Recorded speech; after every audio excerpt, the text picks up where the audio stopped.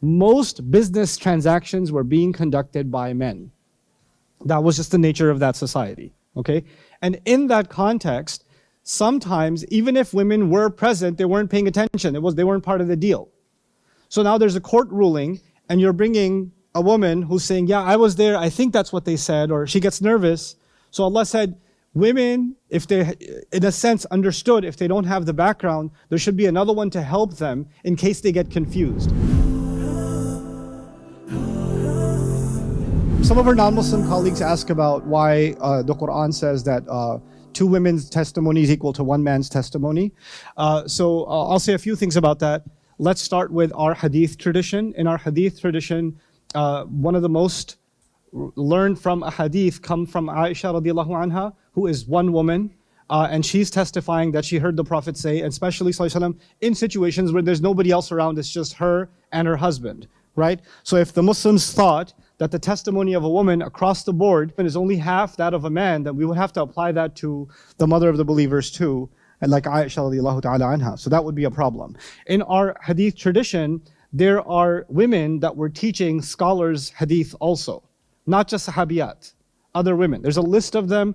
Those of you that are interested, there's a book called Al-Muhaddithat. It's been translated into English also by the author himself, Dr. Akram Nadwi. He collects a list of, I think, 2,500 Islamic scholars, women across Islamic history, whose testimony in report collection is something that's part of our tradition, right? So the idea that somehow Muslims thought that women's testimony is half that of a man, it doesn't hold true historically. But that still doesn't answer the question, why is that in the Qur'an? What's in the Qur'an is actually a few things. In the Qur'an, a woman comes to the Prophet ﷺ and complains that my husband does this, this, and this. Okay? She complains about her husband. And the Qur'an came to her defense. The Qur'an didn't come to the Prophet ﷺ and say, wait, if a woman comes to you, tell her to bring one more woman before she testifies to anything. You don't see that in the Qur'an. You actually see a one woman saying something and it's completely acceptable. In fact, acceptable to Allah Himself. Acceptable to Allah Himself. So already within the Qur'an, you're seeing that this is not a consistent rule. Now let's zoom in on the ayah itself. The ayah is actually talking about witness intimidation. It's talking about two things, witness intimidation, and it's talking about prior knowledge. So what happened in Arabian society, you might know the vast majority of people were not literate. The vast majority of people did not know how to write and read and write. That was a minority. And in that ayah, in that same ayah, this is the longest ayah of the Qur'an, in that ayah, Allah made it a responsibility for the few people who know how to read and write to show up when a loan document is being signed, so they can take dictation from both sides. It's kind of like jury duty, right? So it's because the citizen's responsibility to provide this public service, right? And it's the same, or it's not like being drafted in the military, but being drafted for public service because you're one of the few people that is able to provide this public service. Okay, فَلْيَكْتُبْ مِمَّا عَلَّمَهُ اللَّهُ. From what Allah has taught them, that person should document. Fine. So now we're talking about the minority situation where only some people are capable of documenting these kinds of things. Now, the next component of that is most business transactions were being conducted by men. That was just the nature of that society, okay? And in that context, sometimes, even if women were present, they weren't paying attention. They weren't part of the deal. So now there's a court ruling, and you're bringing a woman who's saying, yeah, I was there, I think that's what they said, or she gets nervous. So Allah said, women, if they, in a sense, understood, if they don't have the background, there should be another one to help them in case they get confused. Now the other thing is, the ayah never said if they forget. It didn't say أَن تَنْسَى إِحْدَاهُمَا فَتُذَكِّرَ إِحْدَاهُمَا الْأُخْرَى.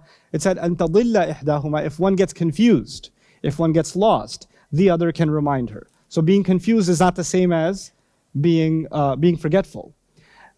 Here's another interesting component, witness intimidation. Tadilla can also be used as a woman's being told, hey, if you testify, then it's not going to be good for you. You know what I'll do, or you know what can happen to you. So because they were in a greater threat, or when you leave this place, you'll see what's going to happen. So Allah essentially kind of provided somewhat of a cover by having two women come and testify in those kinds of situations, meaning two women are being pulled into court. If you can't just pull one woman into court, Two have to come. If you can't come up with two, then don't bother them.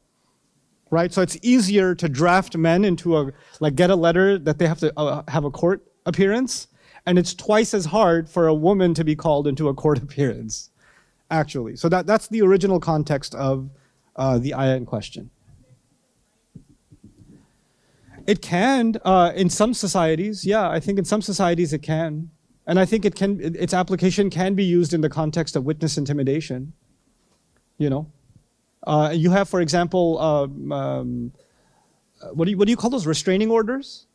Right, restraining orders, right? It's usually not men that are getting restraining orders from women. That happens too, but it's most of the time women getting restraining orders from men, right? It's the other way around. So there's a physical danger. It was an interview I was listening to from a police officer, a female police officer, who carries extra weapons, right? She has like a knife in her sock, and she has like all kinds of stuff. And she was like, look, the fact of the matter is, as a female of the species, I'm walking around next to people that are potentially capable of killing me with their bare hands. Right? So like there's a biological fact to the domination of the male over the female, physically speaking, right? So that intimidation is a reality in society. It's not something that can be ignored. As much as we want to pretend men and women are equal in every way, that's just pretend. There are some things in which women are given an advantage, other things men are given an advantage. And clearly a physical advantage is there. Now, if you want to bring up Vanessa Williams as an example to beat me up, you can, but the exception proves the rule, right? I hope you guys enjoyed that video clip. My team and I have been working tirelessly to try to create as many resources for Muslims to give them first steps in understanding the Qur'an all the way to the point where they can have a deep, profound understanding of the Qur'an. We are students of the Qur'an ourselves, and we want you to be students of the Qur'an alongside us. Join us for this journey on bayinatv.com, where thousands of hours of work have already been put in. And don't be intimidated, it's step by step by step, so you can make learning the Qur'an a part of your lifestyle. There's lots of stuff available on YouTube, but it's all over the place. If you want an organized approach to studying the Qur'an beginning to end for yourself, your kids, your family, and even among peers, that would be the way to go. Sign up for bayinatv.com.